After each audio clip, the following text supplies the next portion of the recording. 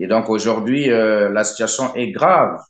Mais ce qui est dommage, c'est que le Premier ministre ne prend pas le courage, n'a pas le courage de dire aux Congolais réellement qu'est-ce qui se passe.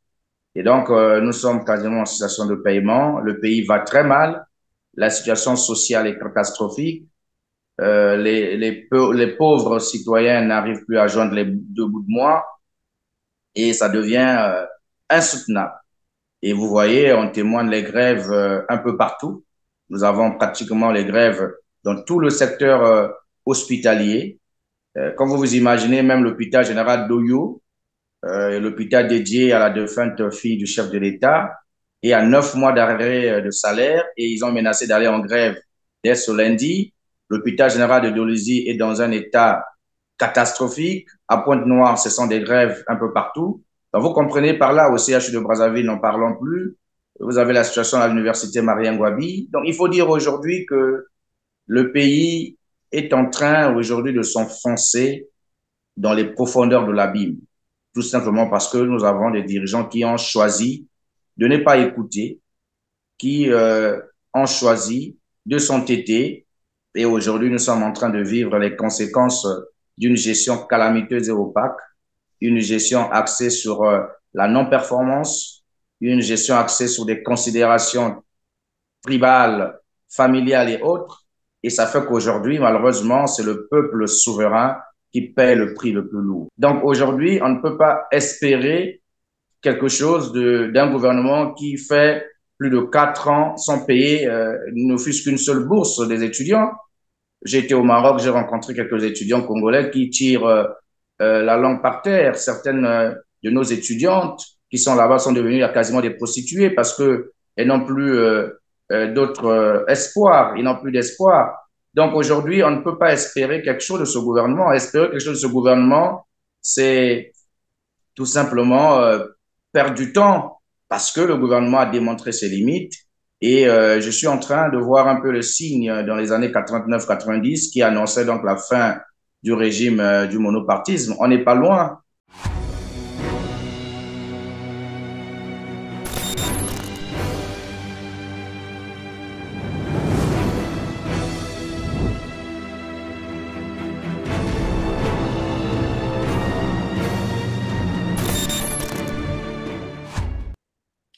Merci de vous savoir de plus en plus nombreux à suivre R7, bien que peu de téléspectateurs nous aident à valider les petits gestes d'encouragement, notamment de liker en cliquant sur le petit pouce en l'air juste en bas de cette vidéo. C'est ainsi que je vous invite évidemment de le faire maintenant et de partager autant de fois que vous le pourriez cette émission pour nous aider à parfaire notre référencement, d'atteindre un plus grand nombre de téléspectateurs. À ceux qui ne sont pas encore abonnés, je vous invite à le faire pour être prévenu de toutes nos prochaines productions. Nous avons vraiment besoin de votre soutien dans ce sens. Mesdames, Messieurs, bonjour. Ravi donc de vous retrouver sur R7 en compagnie de Destin Gavet, président du mouvement républicain. Bonjour Destin Gavet. Bonjour, Monsieur Christian, et bonjour à tous les abonnés de Télar TV qui deviennent de plus en plus nombreux. Merci déjà de les interpeller encore. Alors, je vais vous poser une toute première question. Expressément, bien entendu, si vous allez bien. Oui, je vais bien. Il faut dire que ça va. Après les quelques menaces et autres que nous avons reçues dernièrement, mais ça va. Oui, mais apparemment, ça pèse encore sur vous parce que déjà, rien que dans votre réponse, on sent une petite lourdeur. C'est dû à quoi? Oh, vous savez, pour quelqu'un qui a déjà eu à faire de la prison à 2 reprises, et donc les menaces d'arrestation ne peuvent plus nous intimider. C'est juste que nous remarquons que nos adversaires politiques ne veulent pas user des mêmes arguments que nous. C'est-à-dire, nous avons choisi la parole. C'est la seule arme que nous avons aujourd'hui. Par contre, eux, ils choisissent parfois l'extrémité, c'est-à-dire la violence. Alors, si j'ai bien compris, les choses sont rentrées dans l'ordre, c'est ça. Les menaces sont Bon, écartées, c'est ça? oui, vous savez, quand vous êtes dans un pays comme le nôtre, tout le monde ne peut pas être contre vous.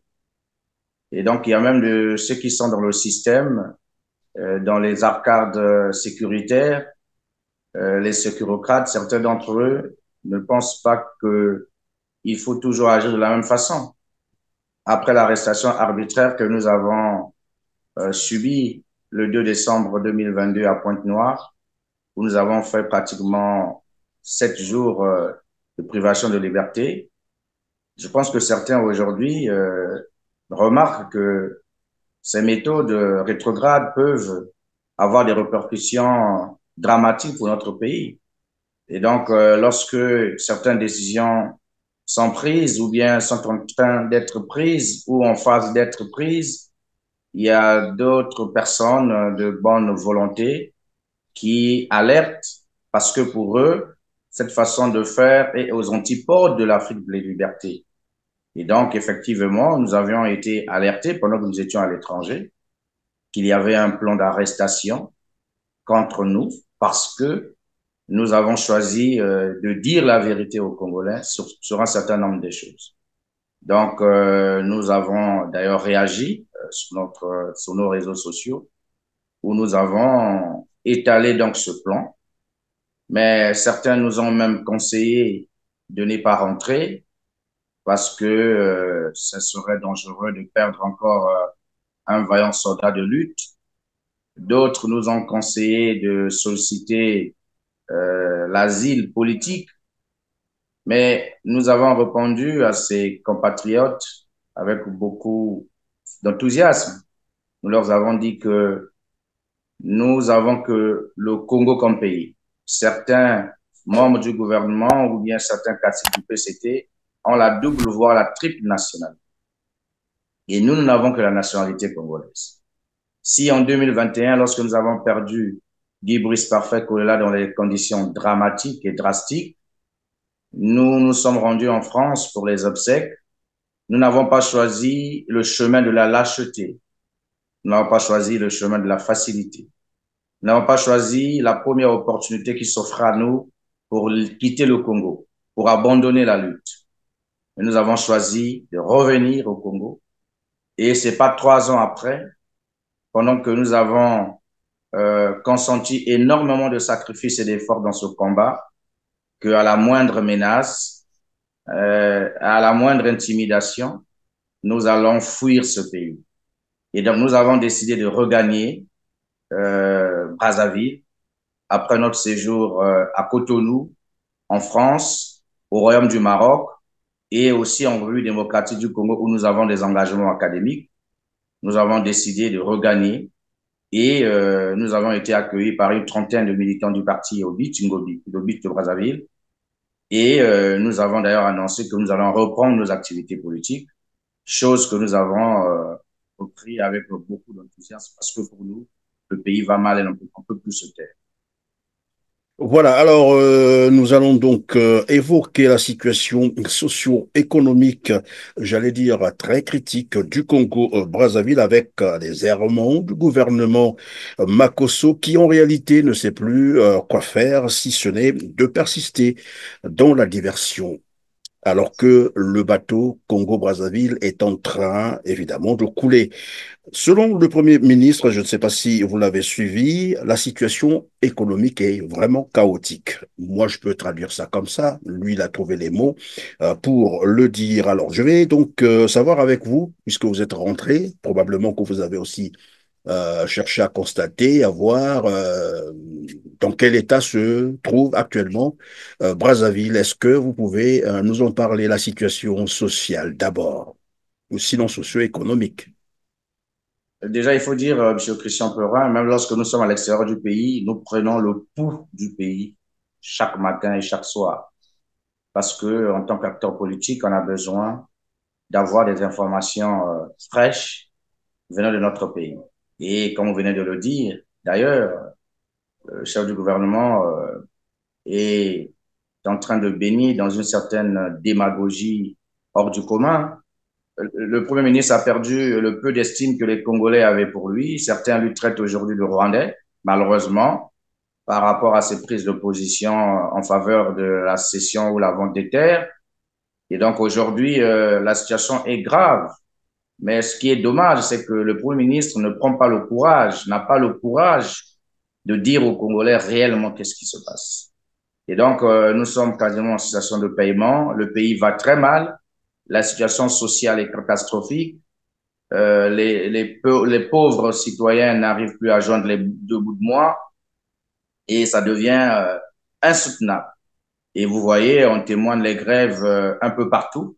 Nous avons pratiquement les grèves dans tout le secteur hospitalier. Comme vous vous imaginez, même l'hôpital général d'Oyo, l'hôpital dédié à la défunte fille du chef de l'État, est à 9 mois d'arrêt de salaire et ils ont menacé d'aller en grève dès ce lundi. L'hôpital général de Dolisie est dans un état catastrophique. À Pointe-Noire, ce sont des grèves un peu partout. Donc, vous comprenez par là, au CHU de Brazzaville, n'en parlons plus. Vous avez la situation à l'université Marien-Ngouabi. Donc, il faut dire aujourd'hui que le pays est en train aujourd'hui de s'enfoncer dans les profondeurs de l'abîme. Tout simplement parce que nous avons des dirigeants qui ont choisi de ne pas écouter, qui ont choisi de s'entêter. Et aujourd'hui, nous sommes en train de vivre les conséquences d'une gestion calamiteuse et opaque, une gestion axée sur la non-performance, une gestion axée sur des considérations tribales, familiales et autres.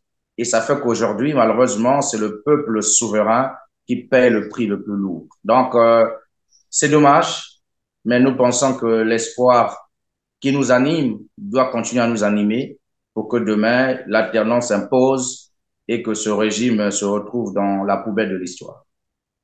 Alors, on venait là de rappeler quelques mouvements sociaux observés ça et là. Vous l'avez dit tout à l'heure, vous avez rappelé l'hôpital Edith Bongo de Yo. Alors, donc, on assiste actuellement à des tensions un peu partout dans le pays. Évidemment, Anatole Collinet lui-même l'a dit devant le Sénat. Ils n'ont plus la possibilité de payer régulièrement les salaires, les pensions, les bourses. Vous avez rappelé les grèves, c'est vrai, à l'hôpital de Loindilly également, à Pointe-Noire, c'est ce que nous apprenons. Et pas d'électricité stable, il faut le dire, pas d'eau potable. Alors, nous sommes quand même là face à un régime qui s'est installé il y a 27 ans de cela et qui a bénéficié des excédents budgétaires, beaucoup d'argent d'ailleurs, issu des revenus du pétrole. Alors, Anatole Collinet-Makosso annonce, comme qui dirait, un coup près. Et ça se passe devant le Sénat. Mais après, il demande aux Congolais de garder espoir. Jusqu'à quand devrait-on garder espoir finalement? Mais vous comprenez par là que, je vous l'ai dit d'entrée de jeu, que Anatole Koné Makosso brille par la démagogie et la désinformation, malheureusement. Je pense que si nous étions dans un pays où il y avait, les hommes avaient encore un peu de dignité, ce monsieur n'allait pas s'obstiner à être Premier ministre, il allait démissionner. Ou pire encore, puisque lui-même il a dit que les parlementaires du PCT ne soutenaient plus quelques initiatives du gouvernement, notamment la vente des terres. Je pense qu'aujourd'hui, il devait être renversé par une motion de censure. Tout simplement, si on avait des députés qui avaient la tête entre les deux épaules. Mais malheureusement, vous savez comment ces députés se retrouvent au Parlement. Ils sont quasiment nommés, donc ils ont ce devoir de redevabilité vis-à-vis de celui-là qui les nomme. Mais ce qu'il faut dire aujourd'hui, c'est qu'on ne peut pas espérer changer les choses avec des personnes, avec l'élite corrompue qui a mis ce pays à terre. Ça serait illusoire, ça serait utopique. Aujourd'hui, on ne peut pas espérer changer les choses avec des gens qui n'ont pas pu gérer toutes les ressources que nous avons eues. Et ce n'est pas dans cette période difficile où les recettes ont quasiment, sont en mode de rétrécissement, que les gens vont pouvoir aujourd'hui espérer apporter quelque chose de nouveau dans ce pays. Ce Christian Perrin, n'oubliez pas que nous avons eu des recettes à 4 000 milliards l'année ici dans ce pays. Entre les années 2010, lorsque la dette, la quasi-totalité de la dette a été annulée avec l'initiative PPTE, mais vous avez compris que quelques années plus tard, les mêmes qui brillent par une certaine gouvernance incroyable, dans le mauvais sens du terme, ont replongé le pays dans la dette. Donc aujourd'hui, on ne peut pas espérer quelque chose d'un gouvernement qui fait plus de 4 ans sans payer ne fût-ce qu'une seule bourse des étudiants. J'ai été au Maroc, j'ai rencontré quelques étudiants congolais qui tirent la langue par terre. Certaines de nos étudiantes qui sont là-bas sont devenues quasiment des prostituées parce que elles n'ont plus d'autres espoirs. Ils n'ont plus d'espoir. Donc aujourd'hui, on ne peut pas espérer quelque chose de ce gouvernement. Espérer quelque chose de ce gouvernement, c'est tout simplement perdre du temps parce que le gouvernement a démontré ses limites. Et je suis en train de voir un peu le signe dans les années 89-90 qui annonçait donc la fin du régime du monopartisme. On n'est pas loin. Je pense qu'aujourd'hui, qu'on le veuille ou non, le cap de la fin s'annonce. Parce que vous savez, lorsque vous n'arrivez plus à faire face à des situations d'extrême urgence, lorsque les gens n'arrivent plus à payer, lorsque les Congolais n'ont plus droit à leur salaire, alors que c'est un droit fondamental à ce niveau-là. Je pense que même les Congolais qui sont encore dans leurs réserves, ceux qui ont peur de dire un certain nombre de choses, ils finiront par la force du temps de revendiquer leurs droits et nous assisterons très certainement à la chute de ce pouvoir. Ce n'est pas un secret, c'est la réalité. Malheureusement, ça a toujours été comme ça. Donc moi, personnellement, je n'attends rien de ce gouvernement parce que je pense que ce gouvernement a atteint le bout du rouleau. Tout ce qu'ils ont eu à voir dans ce pays, le Congo devait ressembler aujourd'hui à un pays émergent. Mais comme vous voyez, un gouvernement qui reporte l'émergence de 2025 à 2031, curieusement et parallèlement, ce même Kone Makosso travaille pour la réélection de Denis Sassou Nguesso en 2026. Donc vous comprenez que c'est un premier ministre, entre guillemets, de pacotille, qui n'a pas véritablement une ambition. Ce qu'il pense, c'est la conservation de son poste de Premier ministre parce qu'il sent que ça ne va pas. Donc, il est obligé de soutenir l'insoutenable.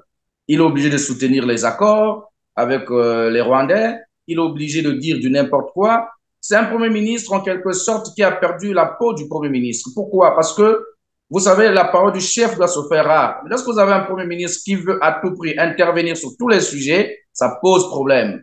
À quoi servent les ministres? Il y a des départements ministériels, chaque ministre devait défendre en quelque sorte son bilan, son département ministériel. Mais quand vous voyez le Premier ministre venir parler en lieu et place d'un ministre, vous comprenez par là qu'il y a un problème.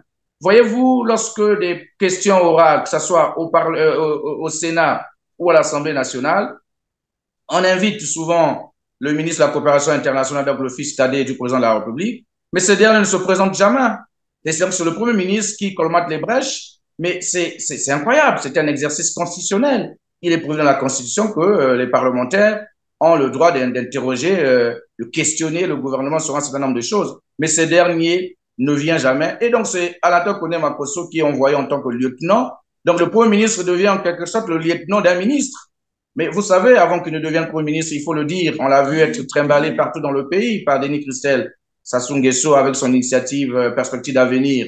Et donc aujourd'hui, il a toujours, pour lui, il se considère toujours comme ce Kone Makosso qui était là comme le lieutenant de Denis Christel Sassou Nguesso à une certaine époque. Il n'arrive pas à se mettre dans la peau d'un véritable chef de gouvernement et ça fait qu'aujourd'hui, il y a carence d'autorité.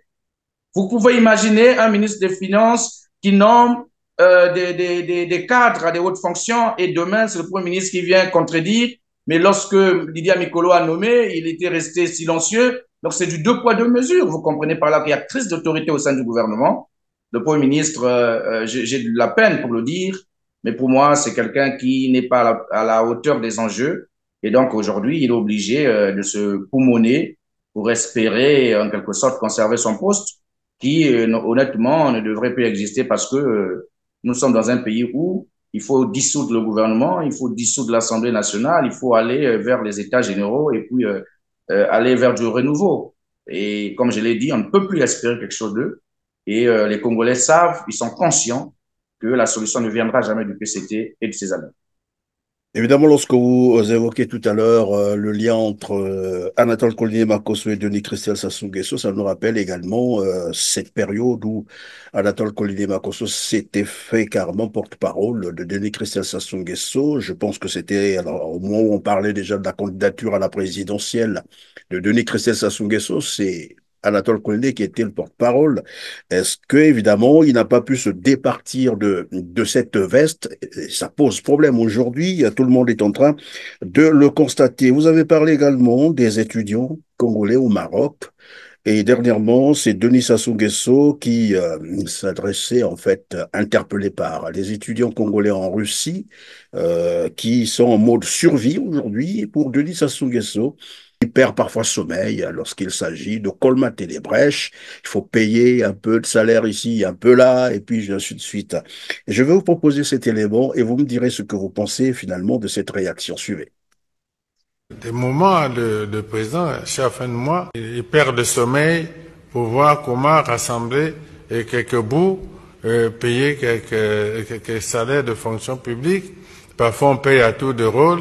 Bien voilà, alors Destin Gavet, pour Denis Sassou Nguesso, il perd sommeil lorsqu'il s'agit des fins du mois. Voilà, c'est ce qu'il faut dire pour tout englober parce que là, il y a des pensions, salaires, bourses et tout ça. Et il demande donc à ses étudiants de continuer encore à supporter, à serrer la ceinture. Dans le même temps, il s'est déplacé avec 74 personnes. Et donc, le coût estimatif, c'est autour de 2-3 milliards. Vous savez, Monsieur Christian Perrin, il faut le dire avec beaucoup de tristesse et de désolation que le pouvoir de Brazzaville, ça je voudrais donner une information aux retraités, aux étudiants, aux agents des collectivités locales, etc., aux agents des hôpitaux. Le pouvoir de Brazzaville, la seule chose que le pouvoir de Brazzaville craint, c'est que les fonctionnaires arrivent à des mois d'arrêt de salaire. Tant que les fonctionnaires congolais, les quelques 70 000 fonctionnaires congolais, ou bien l'armée, etc., ne vont pas avoir des retards de paiement, ce gouvernement-là nargue toujours le reste des corps constitués. Parce que pour eux, les médecins, les grèves, ça peut aller les prestataires, les étudiants, les retraités, ils n'auront jamais le courage de revendiquer leurs droits de façon violente peut-être, ou bien de façon normale. Vous avez vu dans ce pays, les retraités à un moment donné accumulaient près de 12 mois d'arrêt de pension. Et donc aujourd'hui, les étudiants qui sortent On était arrivé jusqu'à 46 mois d'arriéré. Pension. voilà. Donc vous voyez que les étudiants aujourd'hui qui sont plus de 4 ans sans bourse, le pouvoir ne s'inquiète pas. Parce que effectivement, nous avons des étudiants qui ont perdu le sens de l'honneur, qui ne connaissent plus réellement quels sont leurs droits. Sinon, je vous ai dit, la seule difficulté, ce que le gouvernement ne veut pas, ce que le pouvoir de Brazzaville ne peut pas, c'est d'arriver à des situations de retard de paiement des salaires des fonctionnaires. Voilà pourquoi ils se battent entre eux. Quand il n'y a pas de l'argent, ils vont emprunter dans les banques. D'ailleurs, le mois d'avril, pour payer le mois d'avril, ils ont fait cette gymnastique avec les taux d'intérêt de 30%. Ils sont allés dans les banques, colmater de l'argent, trouver les 40 milliards nécessaires pour le paiement des fonctionnaires. Ça, c'est le premier volet qu'il faut souligner. Deuxièmement, vous savez, le président Denis Sassou Nguesso est celui-là, je peux dire, qui a quasiment tout bénéficié de l'État. Il a quasiment vécu toute sa vie avec l'argent du contribuable congolais. Et à cela, il faut ajouter la vie de toute sa famille. Ils ont vécu, ils continuent à vivre jusqu'à aujourd'hui par les efforts des Congolais, par la chance que Dieu a donnée au Congo d'avoir du pétrole, du gaz, etc. C'est ce qui a fait à ce que le président Denis Sassou Nguesso vit de ça avec toute sa famille. Ça, c'est de un. De deux, le président Denis Sassou Nguesso a toujours voulu que ses enfants fassent les meilleures écoles au monde. Vous avez vu que son fils Denis Christian Sassou Nguesso a étudié à l'étranger, etc., à Londres et autres, pour avoir des diplômes de juriste dans des prestigieuses universités. Donc, il veut tout simplement du bien pour son entourage, pour sa famille. Paradoxalement, le président Denis Sassou Nguesso ne veut pas créer les conditions pour que les enfants des autres aussi aient au moins accès à des soins de santé de qualité, aient accès à une éducation de qualité, etc., à l'emploi, etc. Donc, vous voyez aujourd'hui, lorsqu'il s'adresse devant les étudiants, lorsque les étudiants lui interpellent, il dit qu'il perd sommeil parce qu'il réfléchit comment faire face aux charges de l'État et au paiement des salaires. Mais c'est très grave. Ça veut tout simplement dire que nous avons en face de nous un président qui ne remplit plus, en quelque sorte, ses devoirs de président. Ça veut tout simplement dire aujourd'hui, il y a nécessité de changement.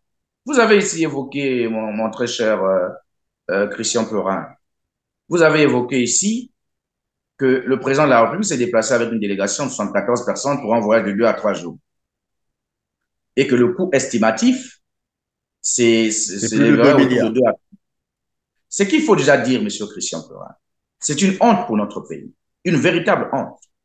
Lorsque le président sénégalais se déplace, vous voyez que le Boeing se positionne, l'avion présidentiel. Lorsque même le président de la République démocratique du Congo, le président Tshisekedi se déplace, même quand il vient ici, parfois il prend l'initiative, il vient avec son avion présidentiel alors qu'il peut traverser par canot rapide, etc. Pourquoi? Parce que c'est l'identité d'un pays. Mais lorsque vous avez un gouvernement, un président de la République qui se déplace à l'aide des avions loués, où l'heure, je vous dis, l'heure est facturée à 26 000 euros. Vous vous imaginez une heure à 26 000 euros? Mais lorsque vous voyez au CHU, il n'y a même pas de seringue, il n'y a même pas de gants au CHU de Brazzaville. Qu'est-ce que je veux dire? Nous avons des étudiants qui ont quasiment terminé au Togo. Ils sont aux portes de la rue. Combien manque à ces étudiants-là pour finaliser leur formation? 1,5 milliard de francs CFA. Nous avons des étudiants de l'université privée de Marrakech que j'ai rencontrés récemment, des ingénieurs formés dans des domaines de technologie, des domaines de pointe, qui sont aujourd'hui devenus vendeurs de pizza dans des restaurants au Maroc. Combien manque? Combien il faut pour libérer les diplômes de ces étudiants? 2 milliards de francs CFA. Et lorsque vous me dites que le voyage du chef d'État est estimé à 2-3 milliards, j'ai un grand pincement dans le cœur. Vous pouvez aller vérifier, hein, même sur Internet, vous pouvez le vérifier. Un vol Dreamliner, c'est 1 milliard. Un vol, voilà. Partait du Congo. Lorsque j'ai vu la composition même de cette délégation, M. Christian Perin, c'est incroyable. Vous savez, lorsqu'un chef d'État se déplace pour aller discuter des possibilités d'affaires, les premières personnes qui doivent accompagner le chef de l'État, ce sont les hommes d'affaires. Bon, déjà, au Congo, nous savons qu'on n'a pas d'hommes d'affaires parce que les quelques hommes d'affaires qui existent ont été fabriqués par le pouvoir avec l'argent du contribuable congolais. Le président se déplace sans hommes d'affaires parce qu'on n'a pas su créer les hommes d'affaires. À l'époque, dans ce pays, on avait des hommes d'affaires. Vous avez les Ebina, vous avez les Matsima. Ça, c'était des hommes d'affaires à une certaine époque qui ont su s'imposer dans le patronat congolais. Mais quand vous n'avez pas assez d'hommes d'affaires, prenez quand même, prenez le président de l'UNOC, prenez je ne sais pas, déplacez-vous avec des personnes qui ont attrait avec les affaires. Le président se déplace avec aucun homme d'affaires. Donc, lorsque vous voyez la composition de cette délégation, vous vous rendez compte que c'est un voyage qui ressemble un peu à du tourisme. Pourquoi je le dis, M. Christian Perin? Vous avez neveux, nièces, tantes, filles, fils, etc. Alors, c'est la famille biologique. Alors. Et au-delà de ça, M. Christian Perin, non, nous rions, mais c'est grave. Vous avez 4 à 5 personnes qui ont pour fonction chargée des missions. Vous avez 6 à 10 personnes qui ont pour fonction conseiller à la présidence. Mais ces personnes vont faire quoi? Qu'est-ce qu'ils vont faire en Russie? Et il y a eu même 7, je crois, 7 fonctionnaires du domaine présidentiel. Parce que, non, je veux rappeler ce petit détail, il est très important. 7 fonctionnaires du domaine présidentiel. Là-bas, on ne parle pas du domaine présidentiel. Que sont-ils allés faire là-bas? Mais c'est Christian Perin, vous comprenez que ça devient en quelque sorte très ridicule pour notre pays. Très ridicule. Moi, je préférerais même que ces listes-là... Vous savez pourquoi ces listes sortent? Parce qu'il y a des fonctionnaires de la présidence qui sont énervés de voir ce genre de choses. Donc, ils sont obligés de faire fuiter ces listes sur les réseaux sociaux. Vous vous déplacez avec, vous avez dit, les fonctionnaires du domaine présidentiel. Donc, on déporte le domaine présidentiel pour aller avec le domaine présidentiel en Russie. Ils vont aller contrôler quel domaine en Russie. Mais ce qui est grave, M. Christian Perin, c'est que lorsque le chef de l'État est reçu par le président russe, vous avez vu que le président russe, il était accompagné de 3 collaborateurs, pas les moindres. Et de l'autre côté, du côté congolais, vous avez vu qu'il y avait peut-être 4 à 5 collaborateurs autour du chef de l'État. Mais vous voyez, donc on pouvait se limiter à un nombre réduit, c'est-à-dire que les membres du gouvernement qui sont arrivés et prendre quelques collaborateurs, une dizaine de personnes qui peuvent accompagner le président de la République, son médecin, son garde du corps, etc., son officier d'ordonnance et autres. Donc, on pouvait avoir une délégation réduite de 10 à 15 personnes et ça pouvait passer. Mais on se déplace avec une délégation pléthorique parce que les gens veulent aller voir la Russie, parce que les gens veulent aller se balader dans un avion, parce que les gens veulent aller dormir dans des suites, parce que les gens veulent se faire plaisir, pendant que le peuple est en train de ne pas avoir de l'eau potable et de l'électricité. Certains sont en train de prendre du champagne et c'est triste, monsieur Christian Perrin, très triste. C'est vraiment triste. Et dans le même temps, Anatole Koliné-Makosso qui venait donc d'annoncer la crise, j'allais dire, profonde, une crise financière profonde, puisque le Congo n'a plus, c'est ce qu'il a dit, hein, la trésorerie souffrirait, de sorte qu'on ne peut plus payer les salaires. Nous avons rappelé tout à l'heure, pensions et tout ce qui en va. Et dans le même temps, 2 jours seulement après, il est allé s'afficher avec Pierre Ngolo, donc le président du Sénat, à qui il était en train de dire qu'il n'y a plus d'argent dans les caisses de l'État. Et là-bas, on a vu, les images ont circulé sur la toile, en train de trinquer du champagne.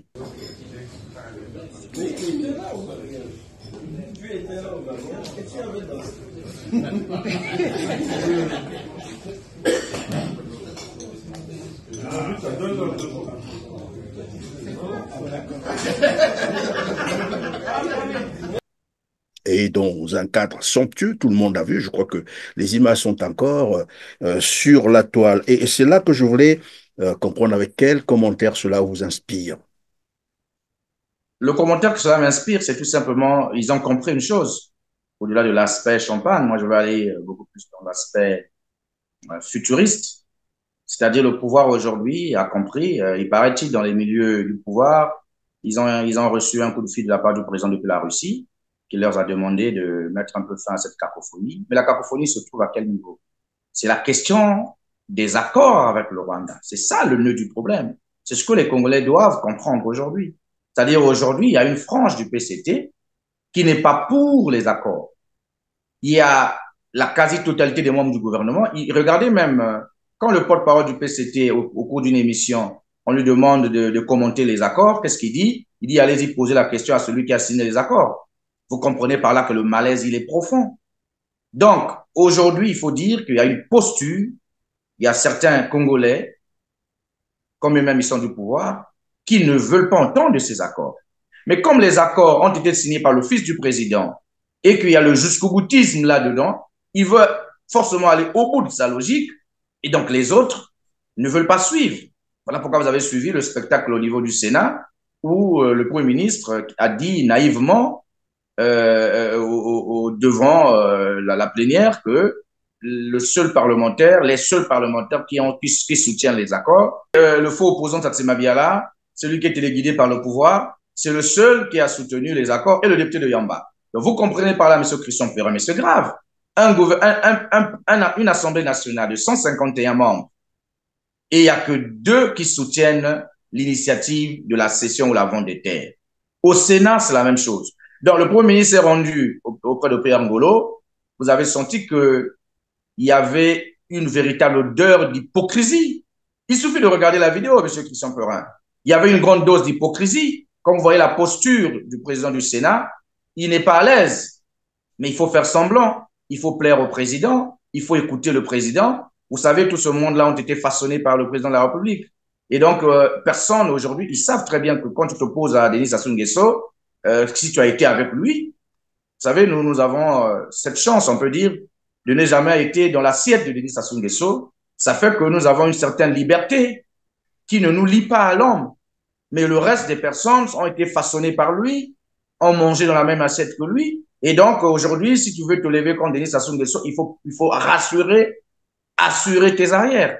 Donc, Pierre Ngolo, qui a eu une posture légaliste, il a juste rappelé les dispositions de la loi, mais les propagandistes de Koliné Makosso et certains médias en ligne qui ont une audience que dans leur famille sont montés au créneau pour vouloir mettre l'huile sur le feu, alors qu'effectivement, ce qu'avait fait le président du Sénat, c'était dans le sens de vouloir remettre les choses au point. Deuxièmement, je pense, c'est dommage qu'on soit toujours là à trinquer des champagnes, à toujours démontrer une certaine opulence, pendant que la quasi-totalité des Congolais vivent dans une précarité. Et donc, pour moi, c'est un signe révélateur. Vous savez, pour nous, les chrétiens, on dit, lorsqu'un pays est divisé, ce pays ne peut pas subsister.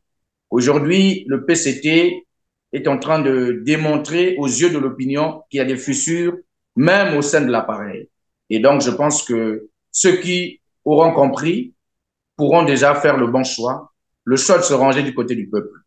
pour ne pas que demain, certains regrettent. Parce qu'aujourd'hui, qu'on le veuille ou non, nous sommes en train de nous diriger de façon inévitable vers la chute, vers la fin de ce pouvoir, et c'est tout à fait normal.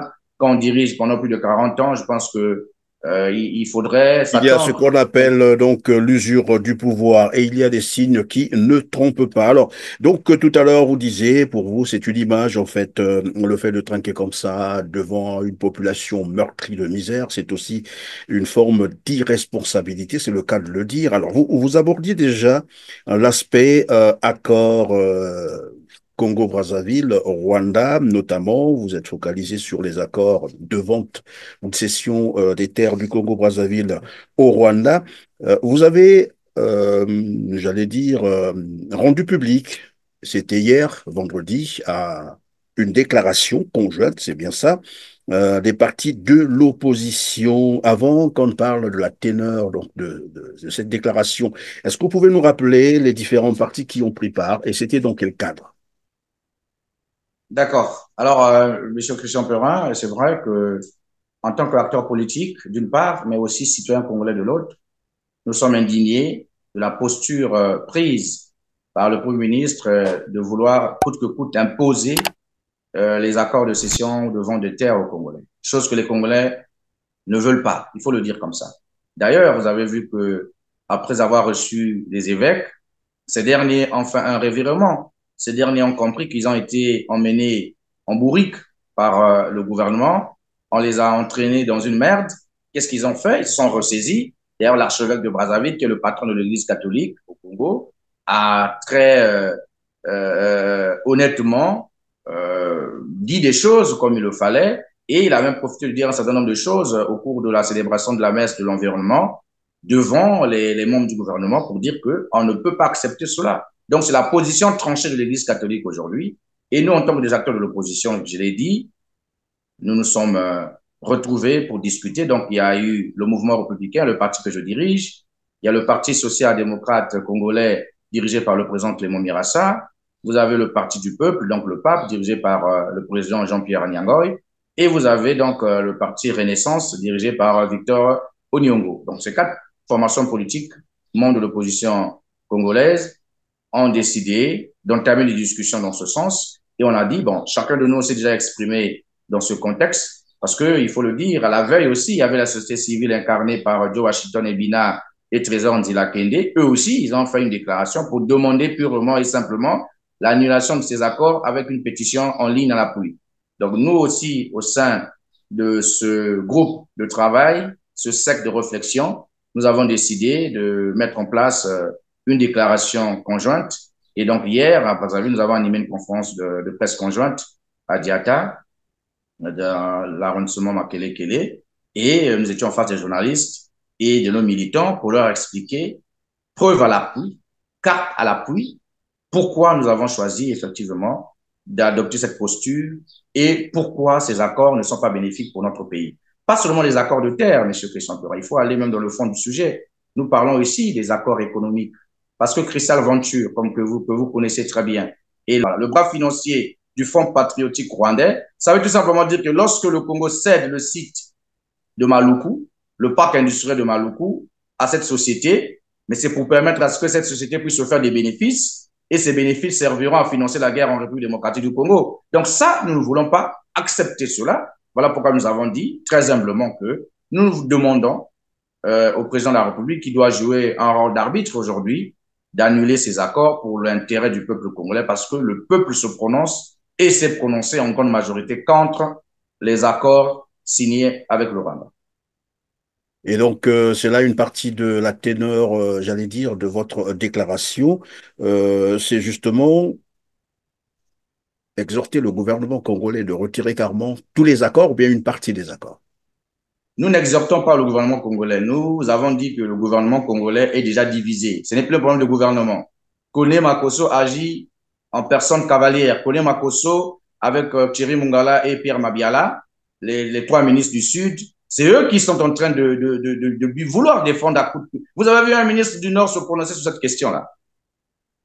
Voilà le problème. Parce qu'il faut aller dans le fond du sujet. Pourquoi ce sont les trois ministres du Sud, un issu de Pointe-Noire, l'autre issu de Sibiti, un autre issu du Niari, Pourquoi ce sont ces trois-là qui doivent défendre impérativement ces accords? Pourquoi Denis Christès Sassou Nguesso, l'initiateur de la signature et autres de ces accords, ne vient pas s'expliquer devant le Parlement pour donner les arguments? Dernièrement, il nous parlait de beaux amphithéotiques, oui. Et après, on nous parle d'autorisation express. Donc, vous comprenez par là que même le gouvernement n'a pas la ligne de défense face à cela. Parce qu'il y a un oui sur rouge. Et nous, hier, dans notre conférence de presse, nous avons démontré point par point, élément par élément, pourquoi ces accords ont violé les dispositions légales de notre pays et pourquoi ces accords ne sont pas bénéfiques pour nous. Donc, nous voulons également dire, nous avons dit dans notre déclaration, M. Christian Perin, la partie septentrionale du pays, c'est la partie la plus vaste de notre étendue. Quand vous prenez les départements de la partie septentrionale, quand vous prenez la cuvette ouest, par exemple, la cuvette ouest a pratiquement la même superficie que le Rwanda. 26 000 hectares. Vous avez la partie septentrionale qui a une densité très grande, très faible, j'allais dire, au kilomètre carré. Vous avez la partie sud où il y a déjà des populations qui font déjà de l'agriculture. Si nous vivons aujourd'hui au Congo de l'agriculture, mais c'est le département du Poul, le département de la Bouenza et autres. Donc, ces populations-là sont déjà dans une posture de l'agriculture vivrière qui arrive à satisfaire les Congolais tant soit peu, même si le taux de suffisance promis par Denis Sassou Nguesso dans les années 80 n'a jamais vu le jour. Mais on ne peut pas comprendre, M. Christian Perin, qu'on choisit que les départements du Sud pour l'exploitation des terres par les Rwandais. Il y a un problème. Au lieu d'aller au nord, là où les territoires sont extrêmement grands, là où l'étendue est très grande, on préfère venir au sud, là où déjà les gens se battent à faire de l'agriculture, alors que de l'autre côté, il y a des vastes étendues vierges et vides. Ça, c'est le premier point. Deuxièmement, est-ce que le gouvernement pouvait nous expliquer par quel mécanisme, par quelle expertise ils ont préféré choisir les départements du Nord en lieu de place des départements du Sud? Vous comprenez par là qu'il y a un problème. Lorsqu'on a ce genre de projet, il faut mener les études de faisabilité. Vous pensez que le gouvernement congolais peut mener des études de faisabilité? Nous les connaissons assez. Ils brillent par une certaine incompétence. Ils n'ont pas le temps de réfléchir à cela. Donc, il y a des calculs derrière. Troisièmement, la culture du ricin. Cette culture du ricin, en partenariat entre ENI et le Rwanda. Pourquoi ENI Congo ne se met pas en partenariat, ne s'est pas mis en partenariat avec des compagnies congolaises pour vouloir nous importer une compagnie rwandaise? Au-delà de ça, la culture du ricin, c'est une culture toxique, il faut le dire. Mais à quoi sert le ricin? C'est la fabrication des biocarburants. Mais d'après les recherches que nous sommes en train de faire, le ricin, c'est une culture très dangereuse. Parce que là, vous plantez le ricin, après, la terre devient infertile. Donc, vous comprenez que la culture du ricin, c'est une culture, là, vous plantez et après, la terre devient infertile. C'est tout simplement dire quoi? Cette culture détruit la terre. Donc, on commence à comprendre petit à petit qu'il y a un plan derrière. Il y a un plan nocif derrière. Le Rwanda qui vient nous planter le ricin ici, est-ce qu'ils ont exploité le ricin chez eux? Est-ce qu'ils ont l'expérience du ricin au Rwanda? Non. Faites des recherches. Le Rwanda n'a jamais planté même 1 centimètre carré de ricin. Les seuls pays en Afrique, nous avons par exemple l'Éthiopie qui a fait l'expérience du ricin. Mais si vous voulez développer ce genre de culture, au-delà du fait que la culture soit toxique, mais rapprochez-vous des partenaires qui ont déjà fait les preuves pour qu'ils essaient de vous expliquer un peu quelle est l'expertise. Donc, quand vous mélangez toutes ces choses, vous arrivez à la conclusion mais ils ont parlé aussi de plantation de piment, de maïs et de soja. Pas que de bon, ça, vous comprenez que ça devient de la diversion, ça devient ridicule. Vous avez déjà vu le Congolais manquer du piment sur sa table. Nous n'avons jamais eu carence de piment sur nos tables. D'ailleurs, les Congolais ne sont pas les consommateurs de piment. Nous n'aimons pas trop le piment comme les autres pays. Donc, le piment, aujourd'hui, venir implanter le piment au Congo, c'est faire injure aux Congolais. Donc, ce que je veux dire, M. Christian Perin, au départ, ils nous ont parlé du ricin. Mais c'est après qu'ils commencent à améliorer leur communication. Donc, on est en train de comprendre par là qu'il y a un certain mensonge. Et le peuple est très méfiant. Nous avons vu le chef du gouvernement aller faire une descente sur le terrain. Au départ, on a vu un citoyen congolais qui s'est dit être opposé aux accords. Mais comme le Congo brille par l'achat des consciences, le trafic d'influence, ce même individu, ce même Congolais, a finalement changé son discours. Donc, dans notre déclaration de 4 pages, que nous allons d'ailleurs déposer un peu partout au niveau des chancelleries, etc., dans notre déclaration, nous avons détaillé de façon claire et nette tout ce que nous ont mené à arriver là.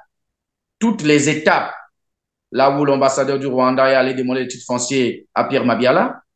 Vous pensez que l'ambassadeur, un haut fonctionnaire de l'administration rwandaise, un ambassadeur peut aller demander le titre foncier sans pourtant qu'il ait la certitude qu'effectivement, les terres ont été achetées ou cédées. Quand on demande un titre foncier, c'est qu'on veut être propriétaire. Donc, on comprend par là qu'il y a une certaine main noire. Et nous avons dit hier que ce n'est plus la question du gouvernement, parce que le En sorte, gouvernement elle-même. vous avez aujourd'hui la certitude que entre les deux parties, s'il faut le dire comme ça, entre le gouvernement rwandais, parce que là aussi il faut circonscrire, c'est pas tous les Rwandais, les Congolais n'ont pas de problème avec les Rwandais. Donc entre le gouvernement rwandais, le gouvernement de Paul Kagame et le gouvernement de Denis Sassou Nguesso, hein, incarné par Anatole Kolde-Bakosso, il y a un gouvernement qui ment dans ces accords-là, Oui, mais oui, sur mais ces le accords gouvernement qui plutôt. ment. Non, mais monsieur Christian Perrin, le gouvernement qui ment est connu. Pourquoi je dis que le gouvernement qui ment est connu? Lorsqu'on suit sur la chaîne de télévision rwandaise, la chaîne officielle, Qui un est une journaliste dit, institution, il faut le rappeler, oui. c'est une institution comme Télé Congo, comme l'a dit Colonel Makosso, même si la nôtre, elle est un peu, comme vous savez. Et qu'est-ce qui se passe? Cette dame, cette journaliste, dit que le Rwanda est désormais propriétaire de 980 km² de terre. Voilà.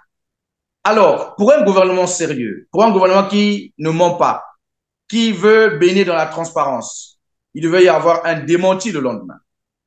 Dès qu'il y a eu tollé sur les réseaux sociaux, le porte-parole du gouvernement devait faire une interview pour dire non, nos amis rwandais se sont trompés, ils ne sont pas propriétaires de 980 km² de terre.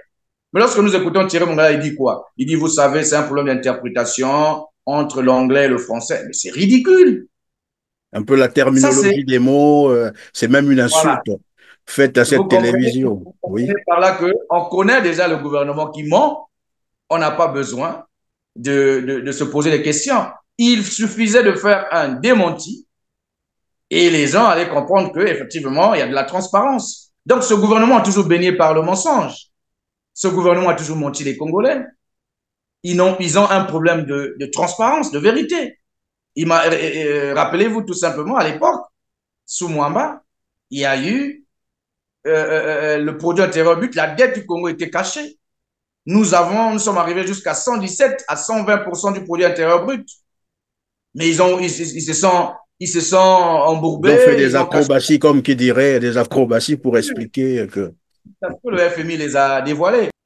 Donc, vous avez vu que ce gouvernement, bon, vous allez constater qu'il y a un peu changement de oui, oui, température oui, parce qu'il y a eu, voilà.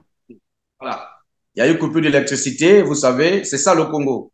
Les Malheureusement. entrepreneurs sont en train de souffrir aujourd'hui parce qu'un pays comme le Congo, incapable aujourd'hui de stabiliser son énergie, incapable aujourd'hui de donner l'électricité aux Congolais.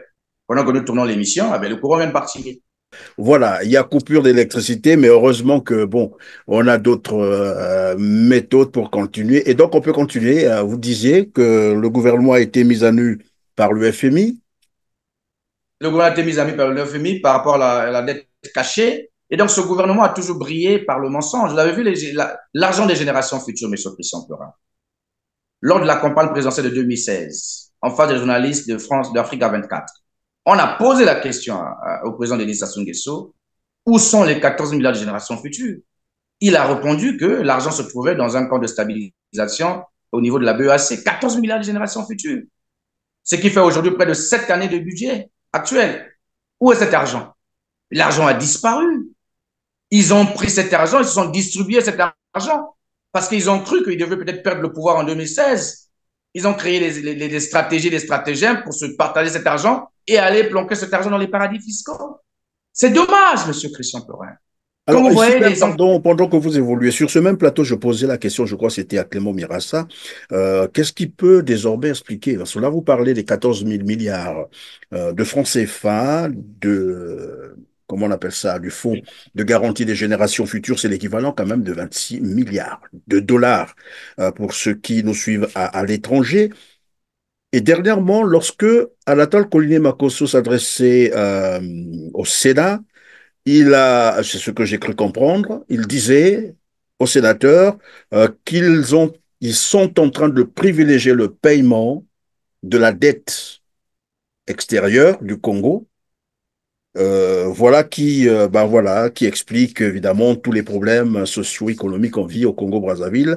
C'est pour ne pas léguer cette dette aux générations futures. Comme qui dirait, le criminel revient toujours sur la scène de crime. C'est comme si on voulait Alors, utiliser les générations futures pour justifier l'échec d'une gestion chaotique, s'il alors, faut monsieur, le dire. alors, monsieur Christian Perrin, vous comprenez, je vous ai dit que c'est un gouvernement composé des démagogues. Et donc, quand le Premier ministre vient dire des conneries devant les sénateurs, il mérite une motion de censure parce que c'est un manque de respect criard vis-à-vis des parlementaires. Mhm. Vous savez, les 14 milliards déjà, il faut dire, notre dette aujourd'hui se situerait autour de 8 milliards 5 milliards de dollars. Donc, ça veut tout simplement dire qu'avec cet argent, on pouvait valablement payer notre dette. Mais au-delà de ça, vous savez, diriger un pays, monsieur Christian Perrin, se focalise sur la base de la loi de finances. La loi de finances 2024 dit quoi? Cette loi de finances a été votée à 2605 milliards en recettes et à quelques 2050 milliards en dépenses. Ce qui fait, le fameux courant est revenu finalement, ce qui fait un excédent budgétaire de près de 536 milliards de francs CFA dans le budget exercice 2024. 536 milliards de francs CFA. Ça, c'est le premier point. Deuxièmement, ce budget a été voté sur la base du dollar à 75. Le baril, tu Et veux dire? aujourd'hui, le baril de pétrole à 75, voilà. Or, aujourd'hui, le baril est vendu, mais mon cher frère Christian Perrin, est vendu à 84, 85. Donc, aujourd'hui, ce budget doit faire l'expression, doit faire l'objet d'une réévaluation en hausse. Il faut qu'il y ait un budget rectificatif en hausse. Parce que aujourd'hui, nous constatons que le baril est vendu à 84 ou 85 dollars. Depuis le début de l'année, depuis janvier, nous sommes déjà au milieu de l'année, nous sommes en juin aujourd'hui. Nous rentrons vers juillet.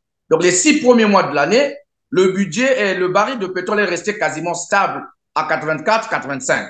Or, les prévisions budgétaires ont été faites sur la base d'un baril à 75. Ça veut dire qu'il y aura plus d'excédents budgétaires. Mais comment vous pouvez expliquer aujourd'hui que le Premier ministre ait le courage, un courage débordant, de venir dire devant les parlementaires que non, le pays, les caisses sont vides? Mais ça devient un crime. Honnêtement, les caisses ne peuvent pas être vides dans la mesure où le baril du pétrole est en train de galoper et paradoxalement, on dit que les caisses sont vides. Mais les caisses sont vides sur la base de quoi? Non, il faut Alors, qu'on nous explique. c'est-à-dire que vous êtes en train d'expliquer, je récapitule, hein, pour nos téléspectateurs, que le budget du Congo exercice 2024 avait été voté avec un excédent budgétaire de plus de 500 milliards de francs CFA et sur la base 530 de milliards. 75 dollars le baril. Et vous vous Très rappelez bien. d'ailleurs que depuis 6 mois, depuis le début de cette année 2024, nous sommes aujourd'hui le 29 juin, presque la fin de ce mois 2024. Donc, depuis le début de cette année, le pétrole se vend très bien, autour de, disons, 80-90 dollars le baril. Cela veut dire qu'il devait normalement être, on devait reviser le budget et en fait, en parlant de 500 milliards de francs CFA d'excédent budgétaire, on devrait en réalité parler probablement de plus de 1000 milliards d'excédent budgétaire. Et donc, vous ne comprenez pas qu'au moment où le pétrole se vend très bien, que Anatole Collinet-Makosso vienne dire aux Congolais que nous n'avons pas d'argent. C'est ça le paradoxe. C'est vraiment le paradoxe, mais un paradoxe incompréhensif. On ne peut pas comprendre ça.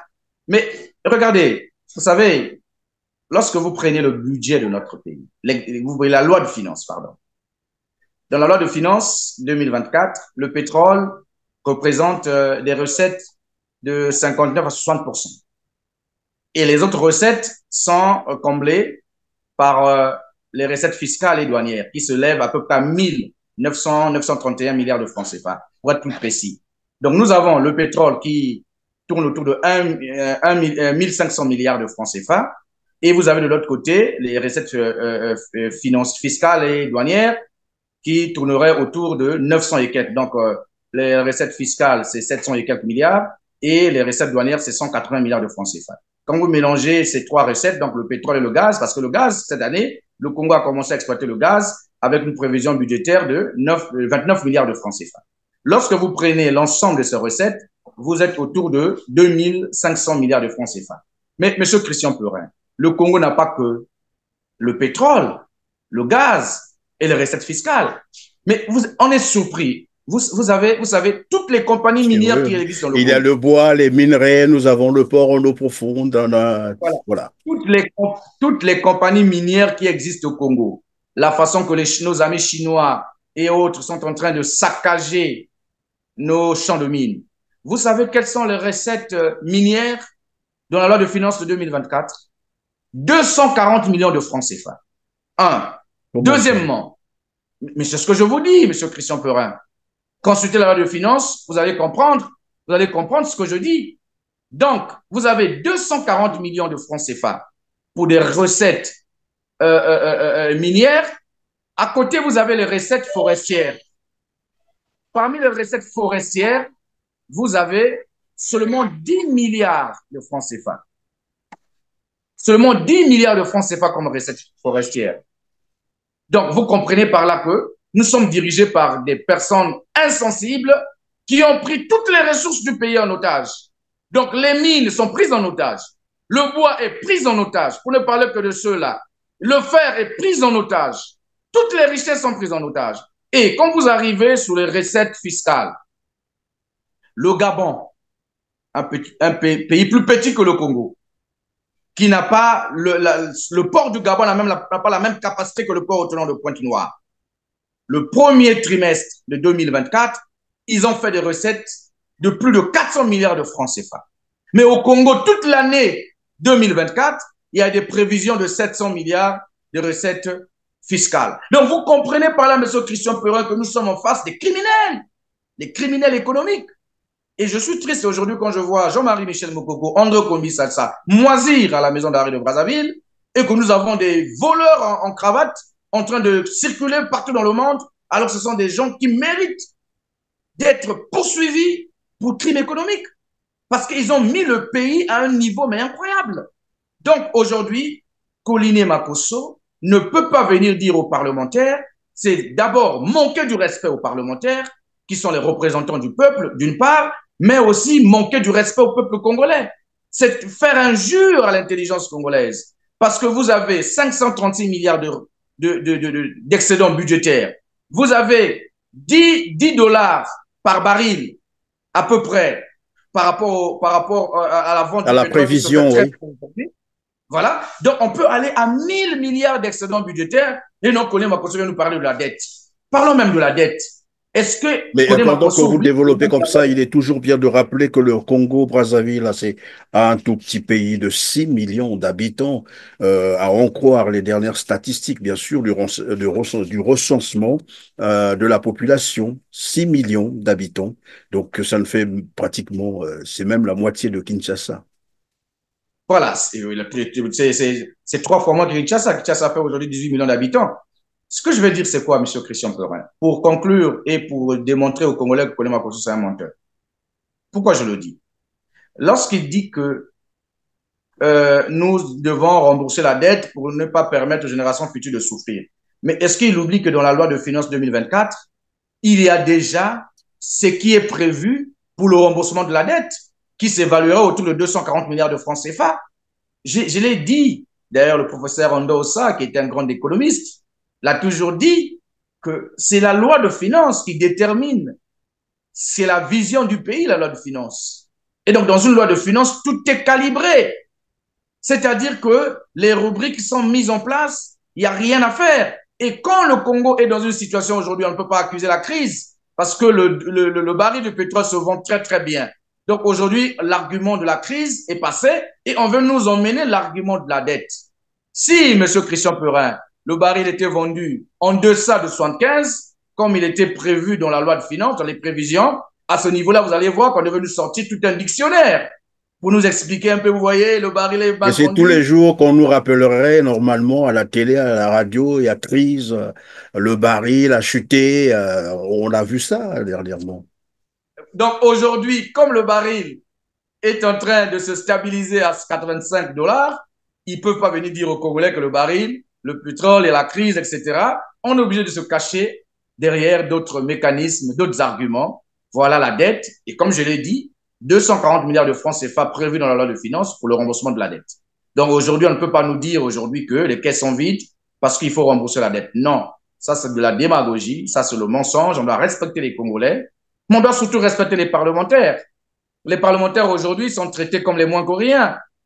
Parce que, comme je l'ai dit, M. Christian Perret, d'entrée de jeu de notre émission, parce que ce sont des parlementaires qui se retrouvent là-bas par la volonté des hommes. Ce n'est pas le choix réel de la population. Parce qu'un député qui est censé représenter le peuple, qui sait que même si je vais en affrontement avec le pouvoir ou le gouvernement, demain, quand je vais repartir aux élections, c'est la population qui va me porter. Ce député-là garde son indépendance. Or, aujourd'hui, malheureusement, nous avons des députés qui n'ont pas d'indépendance parce qu'ils savent qu'ils sont là par la volonté d'un homme, la volonté des hommes. Et donc, ils sont obligés de se courber à toutes les caprices. Ils sont obligés de subir toutes les humiliations, malheureusement. Et aujourd'hui, effectivement, ce qui se passe aujourd'hui, il y avait une séance de questions-réponses entre le gouvernement et l'Assemblée nationale prévue pour hier, 28. Ça a été reporté sans explication à une date ultérieure. Ça témoigne des fissures, de la fragilité du pouvoir aujourd'hui, de la fragilité du gouvernement. Et donc, je pense que les députés doivent avoir du courage de voter une motion de censure pour écarter un tel Kone Makosso qui manque du respect non seulement aux parlementaires, mais à tout un peuple aux yeux du monde. Et donc, qui dit aussi Anatole Koliné-Makosso, dit tout le régime de Brazzaville qui fonctionne comme ça, et quelqu'un le disait ici sur ce plateau, ce n'est pas non plus, pas seulement lui. On pouvait lire ça aussi, et je crois que l'article existe encore sur Libération, un quotidien, un français qui dit l'élite politique du Congo-Brazzaville fonctionne comme une mafia. C'est juste un rappel, ce n'est pas moi qui le dis. Alors donc, dans la déclaration que vous avez rendue publique, l'objectif c'était de demander au gouvernement congolais, clairement, de renoncer à tous ces accords qui ne profitent pas ou qui ne profiteront pas au Congo-Brazzaville, sinon créer des ennuis aux Congolais. C'est cela. Monsieur Christian Perrin, je suis très gêné de dire qu'on a demandé au gouvernement. Parce que je vous ai dit que le gouvernement a perdu la crédibilité aujourd'hui. Nous avons demandé au président Denis Sassou Nguesso de jouer le rôle de l'arbitre. Parce que nous avons compris que le gouvernement a des difficultés face à ce sujet, face à ce dossier. Parce que les accords se trouveraient, paraît-il, entre les mains de Denis Christian Sassou Nguesso. Donc, Anatole Kone Makosso, tout ce qu'il vient de dire aux Congolais, c'est du mensonge.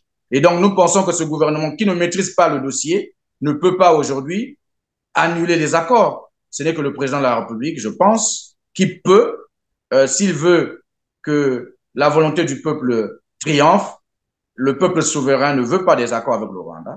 C'est clair. Vous avez vu au Kenya, mon cher ami et aîné Christian Perin, lorsque le président Ruto a décidé d'augmenter la TVA jusqu'à 17%, la jeunesse a dit non. Dans ces conditions-là, nous n'aurons jamais de mari ici, nous n'aurons jamais de maison ici, nous n'aurons jamais d'opportunité. Qu'est-ce que la jeunesse kenyane a fait? La jeunesse kenyane a décidé de prendre ses responsabilités. Ils ont descendu dans la rue. Et lorsqu'ils sont descendus Évidemment, dans la rue, ils sont descendus dans la rue, comme vous le dites. Le président William Ruto d'ailleurs a retiré donc ce projet de loi, et c'est la question que je voulais vous poser parce que vous dites que Anatole Koliné-Makosso est en train finalement de s'embourber ou de s'embrouiller de temps à autre et que vous demandez l'arbitrage de Denis Sassou Nguesso. Mais vous ne pensez pas que Denis Sassou Nguesso lui-même serait aussi derrière ces accords-là et que c'est lui qui finalement veut les maintenir en utilisant bien sûr son fils? nous avons, M. Christian Perrin, en adoptant cette posture, nous avons voulu dissocier la fonction président de la République et la fonction de Premier ministre chef du gouvernement, qui s'occupe de l'exécutif. Nous avons bien voulu prendre l'opinion nationale et internationale à témoin pour ne pas qu'on dise que nous n'avons pas cherché à trouver des solutions pacifiques. Parce que, comme vous le savez, avant d'arriver à des solutions de manifestation, d'ailleurs, qui sont reconnues dans la Constitution, dans l'article 27, avant d'arriver à la liberté d'expression que nous usons aujourd'hui et certains Congolais prévus dans l'article 27 de la Constitution, il faut faire preuve de sagesse, il faut faire preuve de tempérance, il faut faire preuve d'ouverture. Dans notre esprit d'ouverture, dans notre projection, nous nous sommes dit, étant donné que le Parlement ne soutient pas les accords, c'est clair, Alain Koné Makosso l'a dit, étant donné que le gouvernement peine aujourd'hui à dire réellement de quoi il s'agit, la seule personne qu'on peut sous-entendre n'est pas être meulé. Il y a une certaine présomption d'innocence qui est là. Voilà, il ne faut pas que nous puissions ne pas utiliser toutes les cartes avant de réfléchir à d'autres solutions. Nous avons dit, il y a d'une part le Parlement qui a déjà rejeté les accords, Koné Makosso l'a dit, de l'autre, il y a 3 ministres seulement qui défendent les accords. Bon, 4, il faut ajouter celui-là qui les a initiés. Le reste des membres du gouvernement, donc 34 membres du gouvernement n'en parlent même pas. Ils ne veulent pas entendre parler de ça. De l'autre côté, il y a 4 ministres qui veulent aller dans le jusqu'au boutisme. Donc, nous pensons que ces 4 ministres sont minoritaires. Et donc, aujourd'hui, nous demandons l'arbitrage du chef de l'État. Maintenant, si nous demandons l'arbitrage du chef de l'État et que cet arbitrage n'est pas en faveur de l'annulation pure et simple de ces accords, à ce niveau-là, nous, en tant qu'acteurs politiques, les acteurs de la société civile, qui prônent eux également aujourd'hui l'annulation des accords, nous regarderons ensemble quelles sont les initiatives que nous allons mettre en place pour faire entendre raison d'une autre façon, notamment en utilisant le recours le plus légitime dans une démocratie qui est la manifestation reconnue et garantie par la Constitution. Donc, nous sommes dans cette posture, nous avons bien voulu faire les choses dans ce sens et nous espérons que la sagesse dominera sur autre chose et que le président de la République prendra conscience et prendra toute la mesure nécessaire afin que ces accords soient purement et simplement annulés. Merci, on va donc vers la fin de cette émission. Il nous reste disons 1 minute 30, c'est 30 secondes.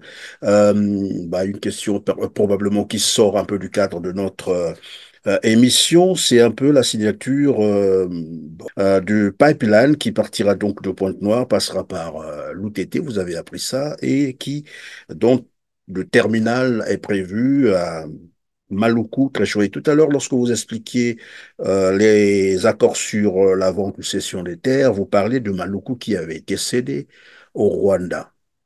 Qu'est-ce que cela vous inspire qu'on puisse signer des accords de construction d'un oléoduc de Pointe-Noire à Maluku qui, en réalité, n'appartient plus au Congo? Bon, mais nous espérons toujours que tous ces accords seront annulés. Parce que je l'ai dit, donner le parc industriel de Maluku à Christian Venture, qui est le bras financier du Front patriotique rwandais, c'est contribuer à la guerre à l'est de la République démocratique du Congo, d'une part.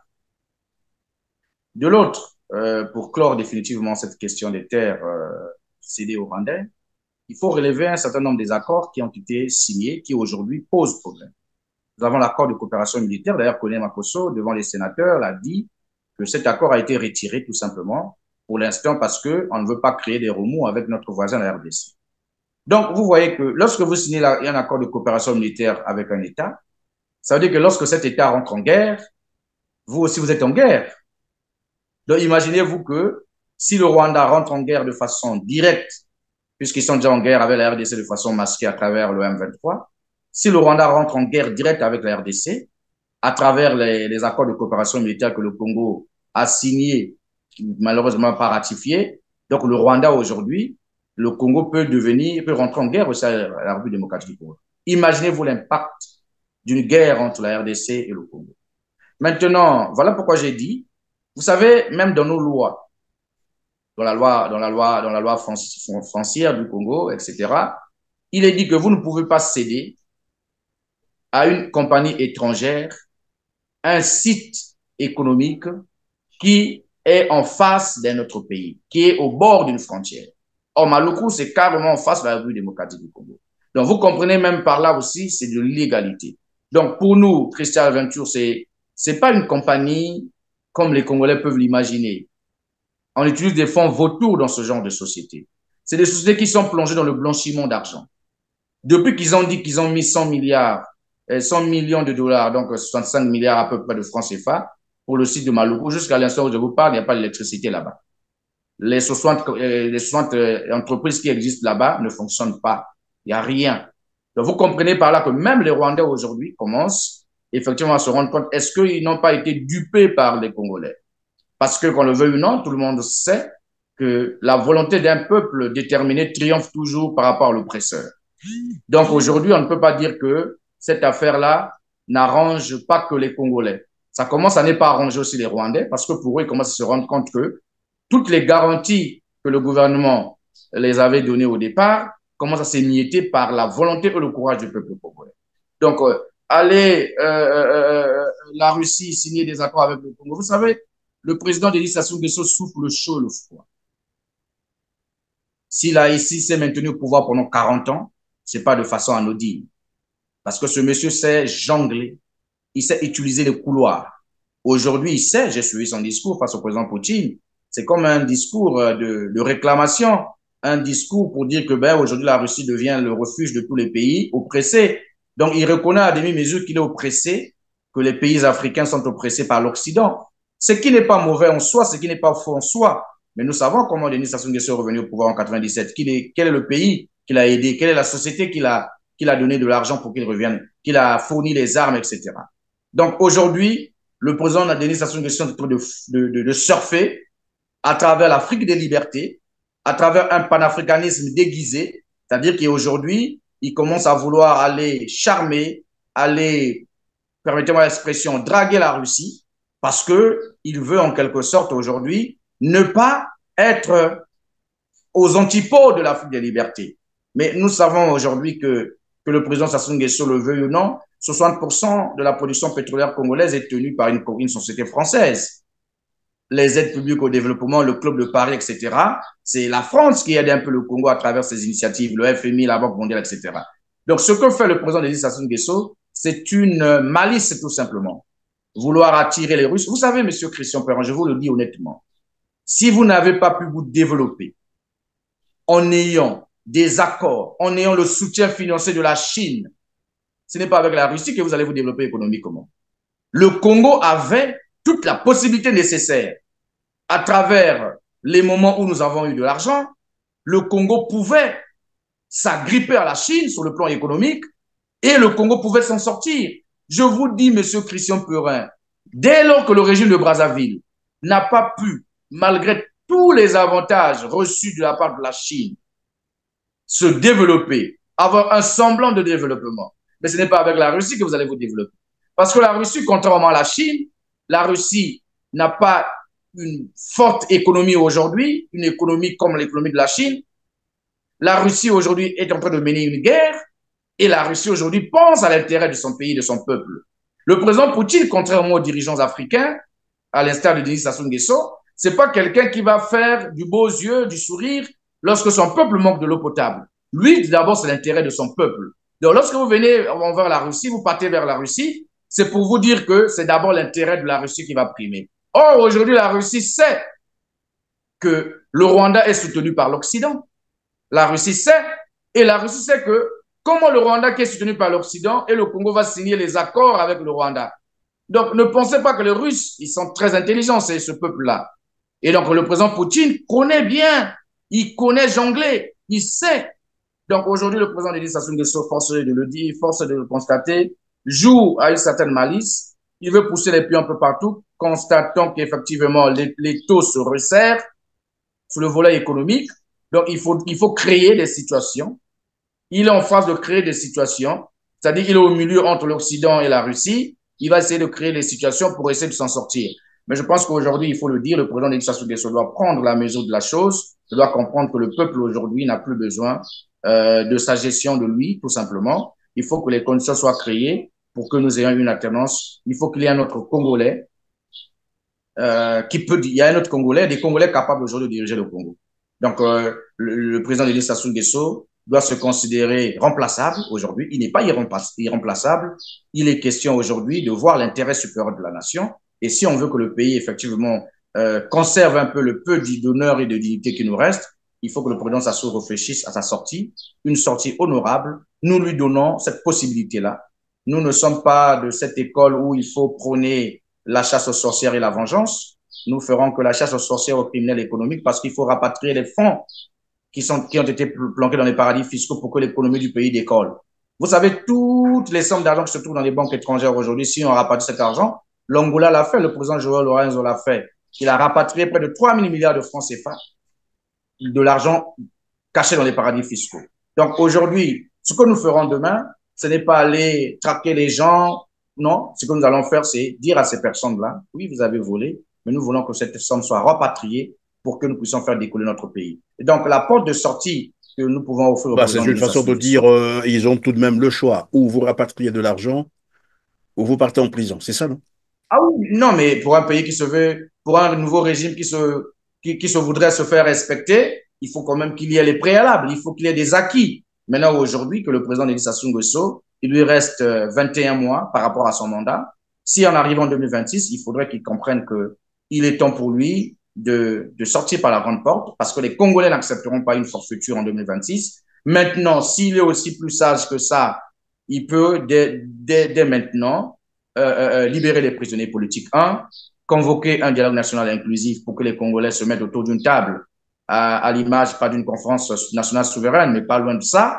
À la fin, une transition qui s'impose et à l'issue de la transition, avoir une élection libre, équitable et transparente à l'image. Pardon, une transition avec Denis Sassou Nguesso ou sans Denis Sassou Nguesso?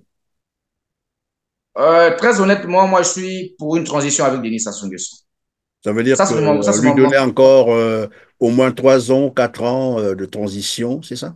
peut-être pas 4 ans. De mon strict point de vue, une transition de 2 ans. Milongo a fait une transition d'une année. Il a pu mettre une transition avec Denis Sassou Nguesso, mais un premier ministre issu des forces neutres, des forces de l'opposition, pas des forces du pouvoir. Un gouvernement équilibré, voilà, et donner Denis Sassou Nguesso. Il est président, mais il n'a pas les pleins pouvoirs pour reconstruire le pays en 2, 3 ans et aller vers une véritable. Je vous dis, M. Christian Perrin, c'est la solution qui arrangerait tout le monde aujourd'hui. Maintenant, si les oiseaux de mauvaise augure qui chuchotent à ses oreilles, qui soufflent déjà dans l'oreille du président Denis Sassou Nguesso qu'en 2026, c'est toi l'homme de la situation. Nous avons d'ailleurs vu Colonel Makosso devant les représentations internationales des diplomates dire que Denis Sassou Nguesso était l'homme providentiel. C'était assez gênant. Donc aujourd'hui, je pense que la solution qui arrangerait tout le monde, c'est celle que je venais de proposer, M. Christian Perrin. On libère les prisonniers politiques, Moukoko, Okombi et autres. On s'assoit autour d'une table, on met en place une transition avec Denis Sassou Nguesso, pas sans lui. 2 ans, il est là, mais il n'a pas les pleins pouvoirs, un peu à l'image de 92, 91, 92, où Milongo avait pratiquement les pleins pouvoirs. Un premier ministre issu des forces de l'opposition, un gouvernement équilibré, et à la fin, aller vers une véritable élection libre, équitable et transparente. Cette solution Mais arrangerait tout le monde. encore que Denis Sassou Nguesso soit prêt pour une élection libre et transparente. Or, l'expérience a démontré qu'il n'est jamais prêt pour ça. Denis Sassou Nguesso ne peut pas aller à une élection transparente. Mais bon, après, c'est discutable. Malheureusement, le temps est à la Et fin. donc, Je voulais simplement rappeler aussi, oui, Destin. donc pour chuter par rapport à notre invite, par rapport à ce que nous avons demandé au président Denis Sassou Nguesso, si il veut pas jouer ce rôle d'arbitre, s'il pense que lui aussi, il faut aller dans le jusqu'au boutiste, il faut finalement céder les terres aux Rwandais, bah, à ce niveau-là, nous allons encore nous retrouver et nous allons évaluer la situation et nous prendrons une position et nous en informerons au peuple congolais, à la communauté nationale et internationale par rapport à cette question. Donc aujourd'hui, la balle est dans le camp du président Sassou et nous allons observer par rapport à ce que nous lui avons demandé, c'est-à-dire de jouer le rôle d'arbitre. Merci, Destin. Gavet, je rappelle que vous êtes président du mouvement républicain, mais vous représentez aussi Urgence panafricaniste, à ce que je sache, au Congo-Brazzaville. C'est bien ça? On n'en a pas parlé. En Exact. quelques deux mots. Alors, l'Urgence panafricaniste, effectivement, c'est une ONG créée et dirigée aujourd'hui fondée et dirigée par le président Kémy Séba. Nous avons un peu les antennes un peu partout. Dernièrement, j'avais reçu la délégation de la RDC pour que nous fassions ensemble une déclaration conjointe à propos donc de la question des terres, parce que c'est une question qui préoccupe également la RDC. Urgence panafricaniste est une organisation qui lutte pour une Afrique libre, qui lutte contre les inégalités, notamment qui lutte pour une souveraineté économique et monétaire, parce qu'aujourd'hui, à travers le franc CFA, nous sommes pris en otage. Un pays qui aujourd'hui ne peut pas contrôler son économie, ne peut pas parler de développement. L'urgence panafricaniste lutte contre le néocolonialisme, parce qu'aujourd'hui, l'Afrique n'est libre que le nom. Nous avons toujours les mêmes pratiques qu'à l'époque coloniale. On est serré sur le plan militaire, sécuritaire. Comment pouvez-vous imaginer qu'il y a des bases militaires occidentales en Afrique, alors qu'en Afrique, on ne peut pas avoir des bases militaires aux États-Unis, une base militaire africaine. Donc, vous comprenez par là qu'il y a un véritable problème. Nous voulons que l'Afrique soit indépendante, mais nous voulons surtout que les dirigeants africains arrêtent d'être des marionnettes de l'Occident et autres. Et nous prenons aussi, il faut le dire, M. Christian Pleurin, beaucoup n'en ont pas le courage de le dire, mais il faut le dire, ne pensons pas que la Russie viendra résoudre les problèmes des Africains. Vous n'allez pas quitter un maître pour aller vers un autre maître. Ce que nous voulons aujourd'hui, ce que les Africains veulent aujourd'hui, ce que les nouveaux leaders aspirent demain, c'est que l'Afrique puisse avoir des relations gagnant-gagnant avec tous les pays. Et donc, éviter de croire que si vous enlevez Paul, vous déshabillez Paul pour faire habiller Pierre, les grandes nations, il faut le dire, n'ont que d'intérêt. Ce qui les préoccupe sont les intérêts de leur nation. Et donc, la Russie, en venant en Afrique, c'est pour des intérêts. La Chine, c'est pour les intérêts. Les États-Unis, le Canada, etc., c'est pour les intérêts. Maintenant, il faut trouver l'équilibre, savoir lesquels sont les plus proches de notre culture, de notre façon de faire, et cela permettra à ce que nous ayons effectivement des nations indépendantes qui peuvent avoir le courage. Prenez l'exemple du Burkina Faso. Il faut le dire, quand un jeune président de sa trempe va acheter plus de 1000 tracteurs agricoles pour donner à la population pour essayer d'atteindre l'autosuffisance alimentaire. Au Congo, on préfère chercher des solutions faciles, aller prendre un partenaire sulfureux, parce qu'on a échoué, parce qu'on a promis l'autosuffisance, on n'a pas pu, et donc on est obligé d'aller ramasser n'importe qui, malheureusement, pour venir colmater les brèches. Alors que l'Afrique aujourd'hui a besoin de visionnaires, des présidents qui ont la main sur le cœur pour leur peuple, et donc dans l'urgence panafricaniste, effectivement, nous défendons ces idées, et nous pensons qu'aujourd'hui, il faut le dire, les idées que nous défendons au sein de l'urgence panafricaniste et la vision que nous portons au sein du mouvement républicain, ce sont deux visions complètement identiques ou presque. Nous partons dans la même direction et voilà pourquoi nous ne nous gênons pas de mener les deux missions de façon conjointe. Voilà, merci. On aura l'occasion de revenir un peu plus en profondeur sur Urgence panafricaniste. Aujourd'hui, c'était d'abord Desta Gavé, président du mouvement républicain, sur la crise profonde, j'allais dire la situation critique du Congo, Brazzaville. En tout cas, merci d'avoir été avec nous. Mais quelqu'un m'a posé, après la réponse, elle est facultative, hein, vous pouvez répondre ou non. J'ai reçu une question comme ça sur le net, il me dit, mais moi je l'ai connu en tant que pasteur, il prêchait très bien, il avait l'éloquence, et depuis là il est parti, nous on est perdus. Bon, il faut dire que, vous savez, M. Christian Perrin, il faut le dire en toute honnêteté, hein, et l'humilité nécessaire. Permettez-moi 2 minutes rapidement, je vais essayer d'épingler cette question qui parfois suscite effectivement beaucoup d'interrogations. Lorsque vous recevez une mission de la part du Seigneur, si vous n'avez pas encore la maturité spirituelle, vous pouvez confondre vitesse et précipitation. Et donc, la mission que moi j'ai reçue de Dieu, c'est la mission d'être l'un des éléments qui vont contribuer à libérer ce pays, à restaurer ce pays. Et donc, lorsque je reçois cette mission de la part du Seigneur, ça n'a pas été aussi clair que je pouvais le percevoir. Et donc, moi, j'ai fait allusion que je vais délivrer peut-être ce pays à travers la prêche, à travers des miracles comme à l'époque de Moïse, etc. Mais avec le temps, j'ai finalement compris quel était le rôle que je devrais jouer dans effectivement la libération de ce peuple. Et donc, ce rôle devait être un rôle politique, ce ne devait pas être un rôle religieux, parce que vous savez, le Congo est un pays laïque. Et donc, lorsque j'ai pris connaissance du rôle que je devais jouer, c'est à ce niveau-là que j'ai créé en toute liberté le mouvement républicain en 2017-2018. Donc, ce qu'il faut dire, c'est que je suis chrétien pratiquant. Je ne nie pas mon appartenance au christianisme. Mais aujourd'hui, effectivement, dans le cadre de ma foi chrétienne, il m'arrive effectivement à exhorter, il m'arrive même à imposer les mains sur les malades et les guérir. C'est une grâce, un don que j'ai reçu de la part du Seigneur. Mais dans le rôle principal, il n'était plus question que je me focalise dans une église en train de prêcher les fidèles, etc. Il était question d'aller au-delà de ça, c'est-à-dire être au-dessus de la mêlée pour effectivement incarner un rôle central politique pour délivrer ce peuple. Et nous osons croire qu'avec la grâce de Dieu, nous finirons par y arriver. Donc, voilà la réponse que je pouvais donner à ce téléspectateur. Merci. Merci pour la réponse. Qu'est-ce qui fait que lorsque vous parlez de Dieu, vous devenez de plus en plus calme et serein? C'est quoi? Vous représentez...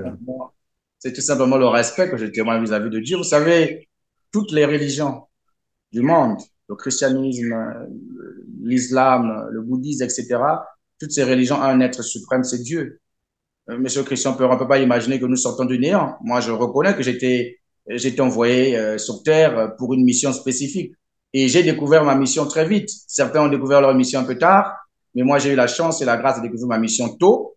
Ça fait aujourd'hui 7 ans que je suis dans ma mission. Je suis dans ce que Dieu m'a appelé. Et quand je parle de lui avec beaucoup de respect. Parce que, Monsieur Christian Perrin, il faut le dire, nombreux se questionnent sur nous.